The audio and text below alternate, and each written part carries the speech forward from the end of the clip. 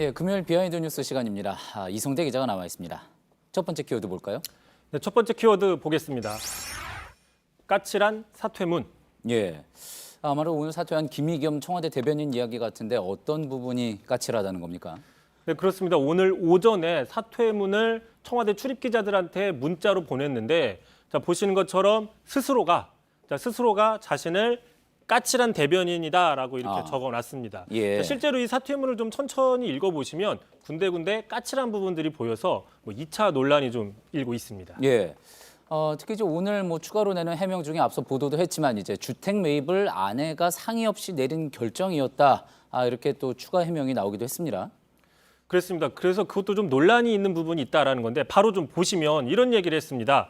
자, 아내가 자신과 상의하지 않고 내린 결정이었다. 자신이 알았을 때는 이미 되돌릴 수 없는 지경에 이르렀다라고 해명을 했는데, 자, 이미 사퇴하기로 한 마당에 자, 나는 상관이 없다, 나는 몰랐다라고 해명하는 게 좀 적절해 보이지 않는다라는 지적들이 나오고 있습니다. 예. 자, 김 대변인 스스로도 너무 구차한 변명이다라는 식으로 사퇴문에 써놓기도 했습니다. 예, 전제를 그렇게 달았군요. 너무 구차한 변명으로 보일 수도 있다라고 적어놨는데, 자, 알면서도 너무 구차한 변명을 한 게 아니냐, 이런 지적들도 있습니다. 예, 아마도 이제 자신이 청와대 대변인이라는 직을 이용해서 투기를 한 게 아니다. 이 부분을 강조하기 위해서 그렇게 이야기를 한 것 같은데 굳이 꼭 필요한 또 해명이었나 하는 부분은 또 생각해 볼 수 있는 것 같습니다. 그렇습니다. 논란의 여지는 사퇴문을 보면 또 있는데요. 좀 보시면서 말씀을 드리면, 자, 이런 부분입니다.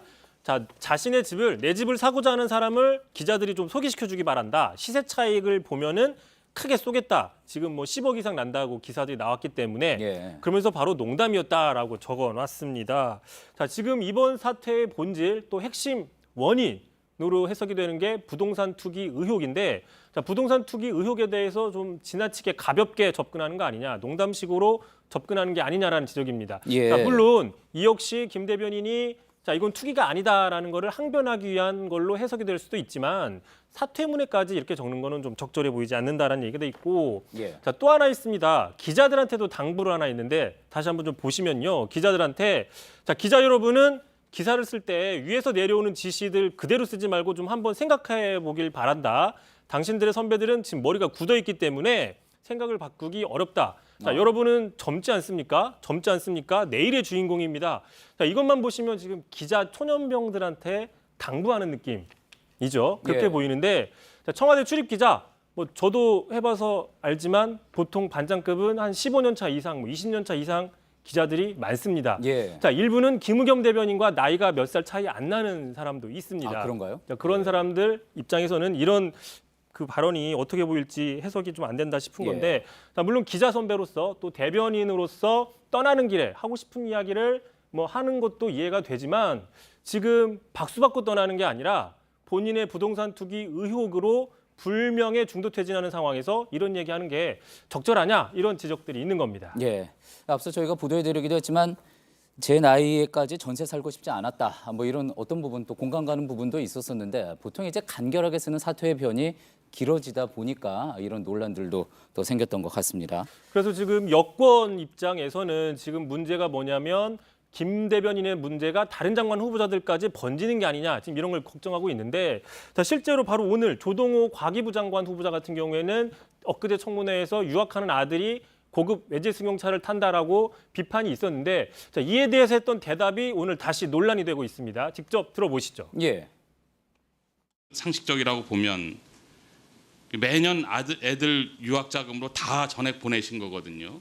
확인해 보니까 제 소득이 한 1.5억 정도 된 것 같고요. 네.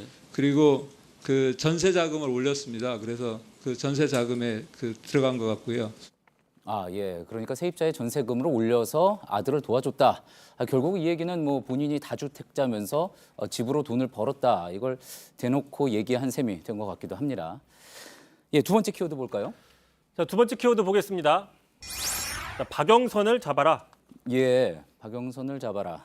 지금 이제 진행되고 있는 장관 후보자 청문회 이야기 같은데 한국당에서는 이제 장관 후보자 7명 중에 콕 집어서 박영선 후보와 이제 김현철 후보는 사퇴를 공식 요구했던 거죠. 그렇습니다. 특히 박영선 의원에 대해서 집중 포화가 이루어지고 있는데 왜 그러냐면 엊그제 그 청문회 지난 청문회 과정에서 황교안 대표가 김학의 전 법무차관의 별장 성폭행 의혹에 대해서 인지하고 있었다라고 폭로를 했기 때문입니다. 예. 자, 오늘도 강하게 비판을 했는데 직접 한번 들어보시죠. 예. 박영선 장관 후보자가 이름만 중소기업 장관, 중기 장관 후보자이지 내용은 야당과 황교안 대표를 음해하는 특임 장관인 걸로 생각이 됩니다. 예. 자, 한국당의 주장은 한마디로 박 후보자가 그 행정부의 장관, 국무위원이 아니라 문재인 정권의 호위무사를 자처하고 있다. 이런 식의 강력한 반발인 셈입니다. 예. 지금 박지원 의원이 이제 황교안 대표 관련해서 또 새로운 추가 증거 또 공개하겠다 뭐 이런 이야기까지 나오면서 자유한국당 반발이 굉장히 심해지고 있는 것 같습니다. 그러다 보니까 또 박 후보자, 박영선 후보자를 정치자금법 위반 의혹으로 고발하겠다 뭐 이런 내용도 있었군요. 그렇습니다. 어제 박 후보자가 황교안 당시 법무부 장관을 만났던 일정을 공개했습니다. 2013년 3월 13일이라고 공개를 했는데 그 일정표를 공개하면서 같이 공개된 게 있습니다. 바로 그날 점심을 누구랑 먹었냐인데 예. 보시면은 뭐 자세히는 보이지 않지만 아무튼 그 일정에 보면 고엽제 전후회 총회장을 만났던 일정입니다. 하지만 박 후보자가 청문위원들한테 제출했던 그 정치자금 추계를 보시면 황교안 장관과 점심을 했다고 적혀 있습니다. 자, 야당에선 바로 이 지점이 허위 신고를 한 게 아니냐.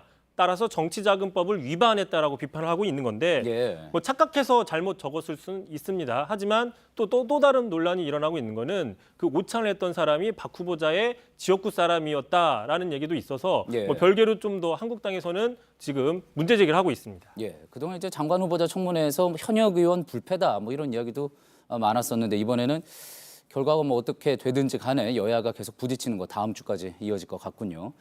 잘 들었습니다. 비하인드 뉴스 이성대 기자였습니다.